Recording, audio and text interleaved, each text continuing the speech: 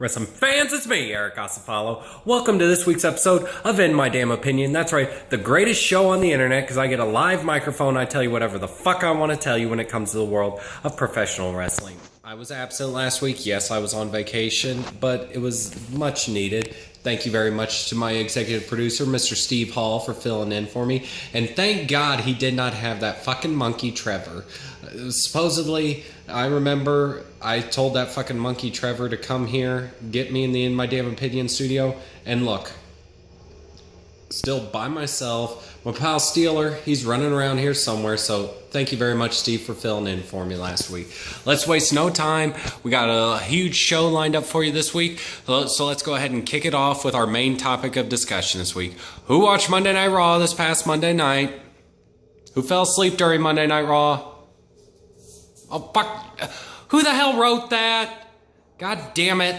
They're putting shit in the teleprompter. I bet that fucking monkey Trevor's around here somewhere, that little bastard.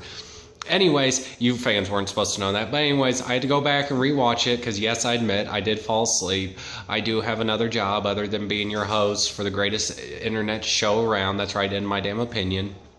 Anyways, I went back and I did rewatch Monday Night Raw. At the very end, we heard Vince McMahon announce Shane McMahon as the commissioner of the new SmackDown Live. I don't think it's called SmackDown Live. I still think it's called just SmackDown. But what is my damn opinion on Shane McMahon going to SmackDown? Interesting, Vince. Interesting. You're really making me want to watch SmackDown again. I haven't wanted to watch SmackDown since... See here, it is 2016, let's see, 1999 by chance. SmackDown, just for the longest time, had no interest for me. I mean, granted, yeah, I'll watch it, I'll skim through the matches, see if there's something good. But for the most part, SmackDown's being taped. I would rather watch Monday Night Raw because Monday Night Raw was live. And like the old expression goes, anything can happen with live TV. But you're putting Shane McMahon on SmackDown to try and boost SmackDown, make SmackDown better. Touche, Mr. McMahon. Touche. I'm interested to see how Shane McMahon will run SmackDown, considering how ever since he came back to the WWE, there's been the youth movement, the new movement, whatever the fuck they want to call it. I don't fucking know. But Shane McMahon is basically trying to make it something that's worth watching again. Because with Stephanie and Triple H, let's face it, right to the ground is where it seemed like they were taking everything. But it is possible now that Shane McMahon is taking over SmackDown, I might start having to watch SmackDown every week. I'm very interested to see how this draft will take place. I'll let you know more of my opinion on the draft next week here on In My Damn Opinion. But I'm very interested to see how Shane McMahon will run SmackDown. I think this is a very interesting move, Vince. And I'm interested to see who Shane McMahon will pick for the general manager of SmackDown, because I think this is going to make things very, very interesting. Vince McMahon said he wanted to shape things up, and since SmackDown's going live and going to be on Tuesday nights, I'm very interested to see if SmackDown can overtake Raw, because I think if Stephanie's still in charge of Monday Night Raw, I think unfortunately we may start to see the ratings decrease, but the SmackDown ratings could very well increase. I'm very interested to see. I always say, though, there is too much wrestling on TV. But if Shane McMahon can make SmackDown much more interesting, it may be worth checking out again. I'm very interested to see how this will work. I guess we'll know in about a little bit less than 2 weeks when SmackDown goes live. Well, they'll be live next week, but that's the fucking draft. But anyways... the first SmackDown show with the new brand will be the following week. Very interested to see this. This is going to be something to see. So, big ups to Vince McMahon for choosing Shane McMahon as the commissioner of SmackDown. Let's see how this works. Well, somebody else who is back from vacation this week, folks, is Mr. Eric Lee here, and he is back with another Dream Card match for you. So, go ahead and take it away, Eric Lee.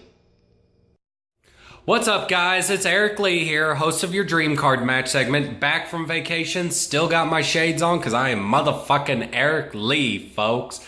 So, as always, I've got the dream card match for you this week, and boy, is it a doozy for you. This one is compliments of Mr. Steve Hall. That's right, the executive producer of this show, in my damn opinion. He wants us to discuss the Mountie versus Mr. Perfect. What? Yeah, I read the teleprompter right, folks. The Mountie versus Mr. Perfect. I swear to God, if Trevor's in here... Anyways, Mountie was played by Jacques Rougeau, for those of you who don't know it, who are newer fans of wrestling, and who decide not to take history lessons and watch older wrestling shows on the WWE Network. The Mountie carried around the stick, shocked the shit out of people, kind of cool, you know, went up to people, zap! Zap! I swear to God, folks, I'm not psychotic.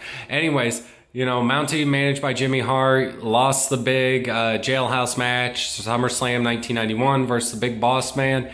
And then you have Mr. Perfect, Curt Hennig, you know, managed by Bobby the Brain Heenan. You know, he was what he says he was, and that's absolutely perfect. He was a tremendous athlete, hell of a wrestler.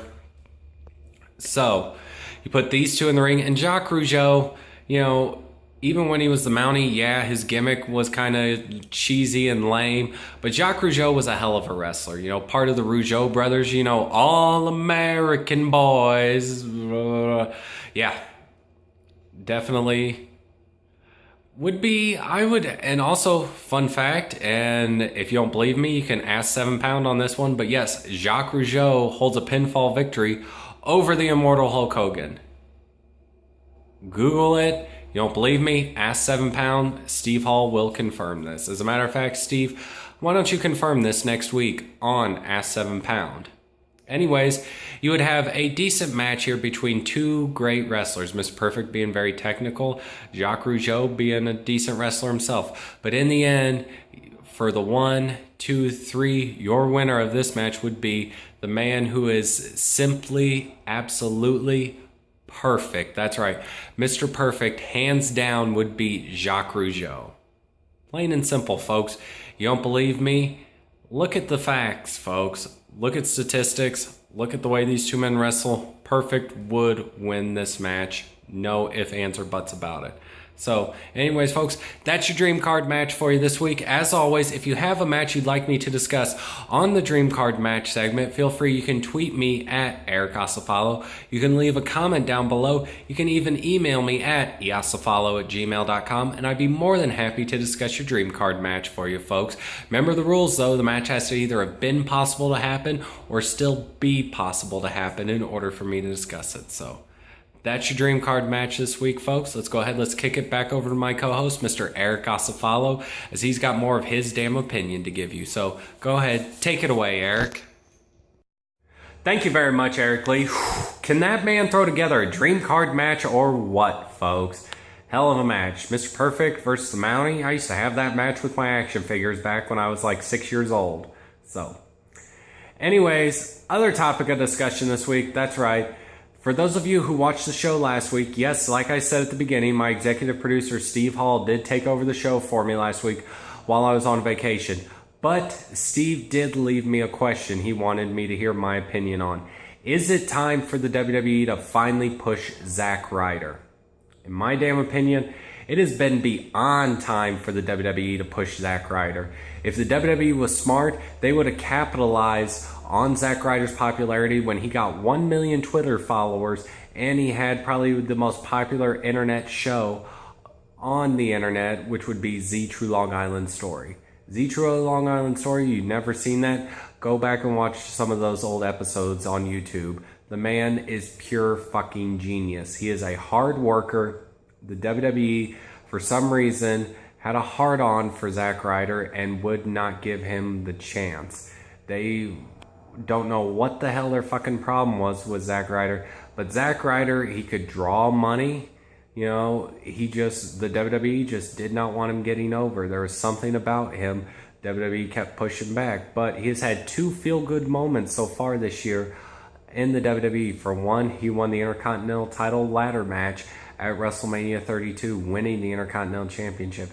He also scored the deciding pinfall in the big match on the 4th of July as Team USA defeated the team of international superstars. So definitely, Ryder's got some potential there. The WWE just needs to capitalize on it. They've even started to change his music a little bit.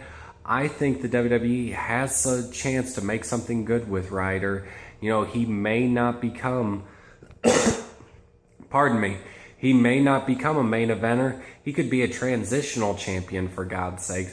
But he could realize his dream, though, and become the WWE champion one day. Especially now that there'll be two separate brands, the Raw brand and the SmackDown brand, coming up as of next week. WWE has all the talent in the world. And honestly, Zack Ryder has great potential. If the WWE pushes him right, it could be very well possible we could see Zack Ryder and eventually become a main event status. But WWE, it's time. You need to push Zack Ryder. Also, one more quick topic of discussion. We may get back to this next week, so just a little bit. Is the WWE, with their making Darren Young great again, they've been pushing this gimmick for quite a while, and to see him finally debut as his gimmick and win the Intercontinental title #1 contender battle royal this past Monday on Raw, if the WWE is smart, they will put the Intercontinental Championship on Darren Young at Battleground when he takes on The Miz. Because if not, if you let Darren Young lose this match, then what the fuck has been the point?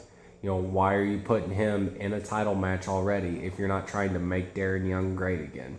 I think Darren Young has, you know, if the WWE continues to push him right, this gimmick could take off. But you let Darren Young lose at Battleground, you mark my word, it will be a waste of time. This whole making Darren Young great again, it will be a complete waste and complete and utter bullshit if he loses at Battleground. And that's my damn opinion on that.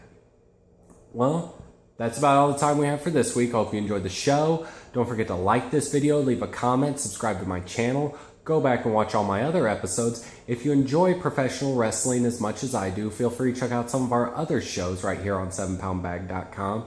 As Friday, a panelist of professional wrestling experts will take 5 questions and they will discuss them. That's right, it's the Wrestling Roundtable. It's the show that I started on here at 7poundbag.com, in which basically where this show was created from, in my damn opinion, it's a spin-off of the Wrestling Roundtable. So I love reading it, love to hear what those guys have to say. There's some pretty interesting characters, so check them out every Friday. Also, you got a question about past or present things in the world of professional wrestling? Well, go ahead and ask 7 Pound, as every Monday, my executive producer, Mr. Steve Hall, will take 5 questions from you, the universe, and he will answer them about past or present issues in the world of professional wrestling. Got something you've always wanted to know, kind of a tough one? Go ahead and ask 7 Pound. Like I said, Steve loves to do the research on questions, and he's not afraid to give you the right answers, even if you don't want to hear them. So, and once again, folks, my name is Eric Acefalo. Tune in next week for an all-new episode of In My Damn Opinion. Why? Because my name is Eric Acefalo, and that has been My Damn Opinion.